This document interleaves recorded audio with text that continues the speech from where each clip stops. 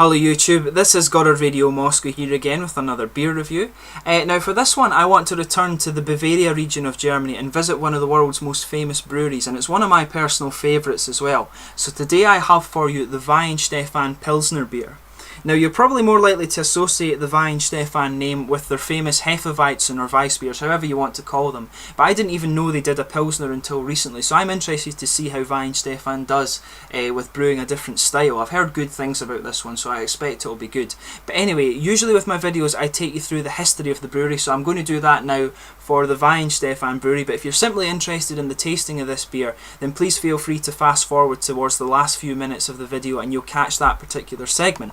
But anyway, the Weihenstephan Brewery is quite cool because it's the oldest continually operating brewery, not just in Germany but in the world, and they're based in a little town called Reising, which is actually right next to Munich Airport, just to the north of the city. You can visit it very easily, and I think I'll do that the next time I fly into Munich Airport myself. But the brewery's origins trace back to the year 725, when St. Corbinian and 12 of his companions founded a Benedictine monastery on Narberg Hill, and thus the art of brewing was born at Weihenstephan. But the first historical reference to Weihenstephan was in the year 768, and at this time there was a little hop garden in the vicinity of the Weihenstephan monastery, and the owner of this hop garden had to pay a tithe, just like a sort of rental or a tax, of 10% to the monastery for using this piece of land and growing his crops there.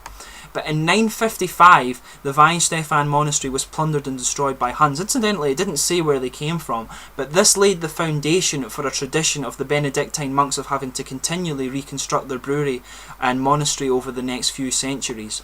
But in 1040, the beer brewing officially began in Weihenstephan after Abbot Arnold obtained a license to brew and sell beer from the city of Freising, thus marking the birth of the Weihenstephan monastery brewery.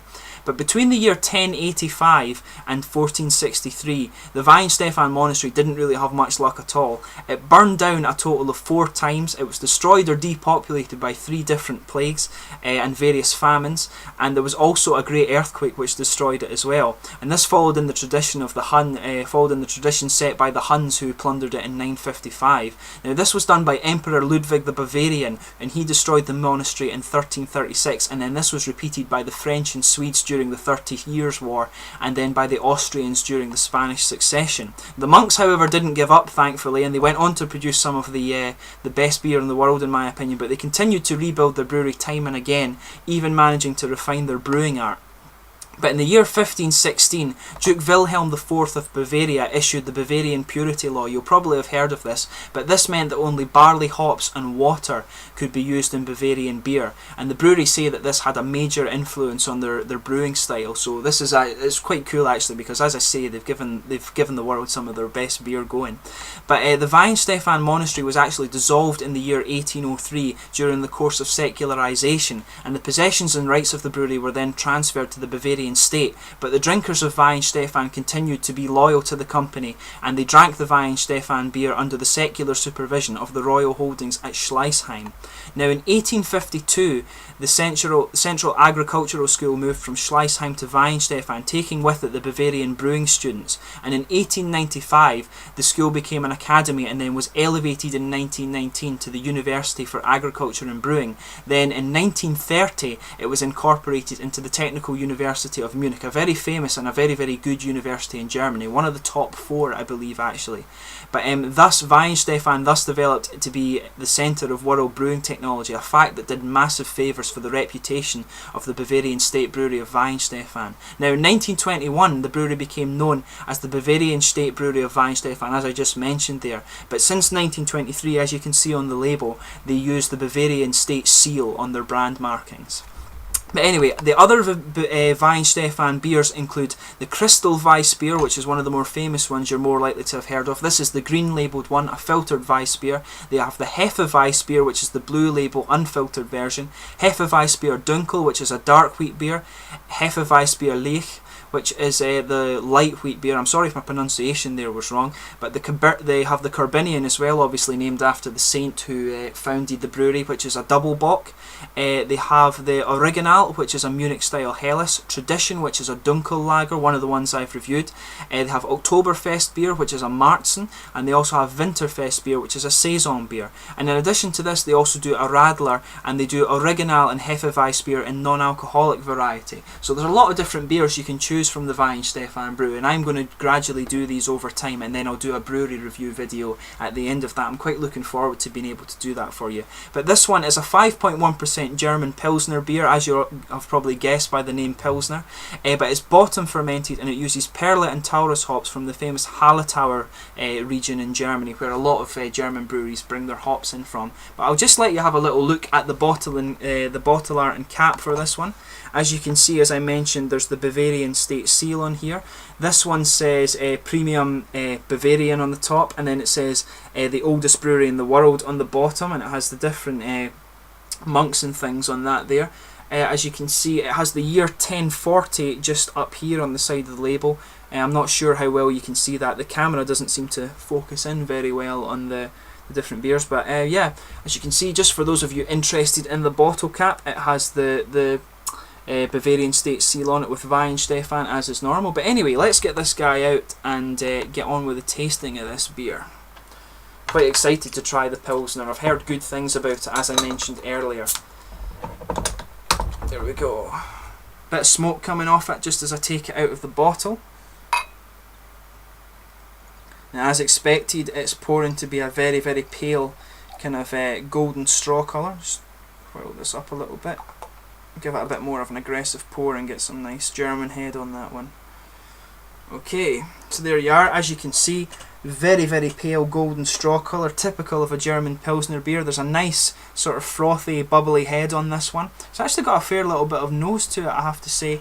There is just a little bit of visible carbonation in this one. If I shine it up to the light, maybe you can see it a bit, but I'm not quite sure. But yeah, a little bit of visible carbonation, not very much I have to say. Nice bit of head forming on this one. It has a good bit of retention, obviously. I think that's going to leave some nice lacing in the glass. In terms of the aroma, smells very typical of a German Pilsner beer. It smells very attractive actually.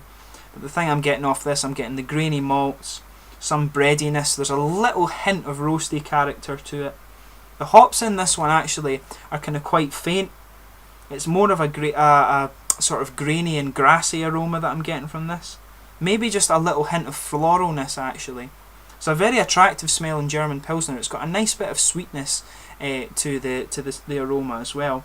It's a really, really nice tasting one, I have to say, or nice smelling one, I have to say. But let's get on with the taste for this beer.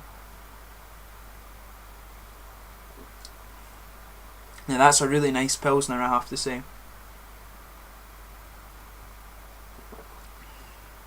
The first thing that's coming up front are the bready malts, and it's got a slight sort of toasty roastiness to it, I would say.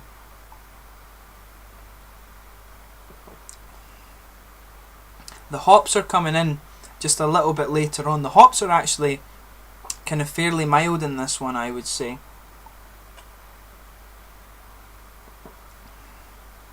It's a typical German Pilsner beer though. It's really, really nice, this one, because it does have that nice sort of bready element in the background, but the flavour on this one's balanced really well. They're finding a really, really good balance between the breadiness and the hops in this one. It's actually, this is a really, really good Pilsner.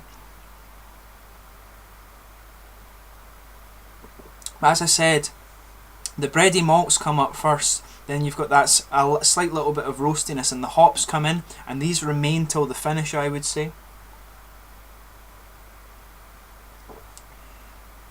There's just a little bit of sweetness in the finish, maybe a kind of cornyish sweetness to it. Really, really nice Pilsner, I have to say. If you get the chance to try this particular Pils beer, definitely give it a go. I'm really impressed with this one, I have to say.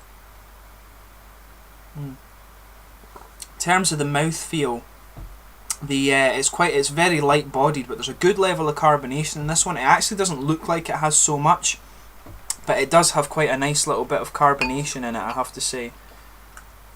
Just get the rest of that out. But I would highly recommend you try this beer. I mean, the fact that Weihenstephan can actually to make quite a few different styles of beer so well says a lot for the brewery. And I mean, you're not the oldest brewery in the world for no reason, basically. This is a really, really attractive Pilsner, I have to say. Yeah, as I said, on the mouth, it's very light bodied, a good level of carbonation, a bit more than you'd think, but it's very, very crisp. But as I said earlier in the video, this is a style that you wouldn't necessarily associate with Weihenstephan, but they do it very well. This is a very well balanced flavour. There's a very well balanced flavour in the Weihenstephan Pilsner, I have to say. It's got a very nice sort of mixture balance between the hops and the breadiness, and that's quite unique for a Pilsner. I've not had a Pilsner that's quite has that little bready element to it, and it's also got a nice little bit of corn sweetness to it. But anyway, thanks for watching my beer reviews again, and I hope that this has been informative for you. So you know now that Weihenstephan actually makes some pretty good beers out with their Hefeweizen beers, and I would definitely drink this Pilsner again given the opportunity. But thanks again for watching my beer reviews. Please let me know your own thoughts on the Weihenstephan beer. I'm always open to suggestions for beer reviews as well, if you can tell me about that. But thanks again for watching. Hopefully it's been informative. Please like and subscribe to the channel. Thanks again for watching, and I'll be back soon with another beer review. You've been watching Goddard Radio Moscow. Cheers.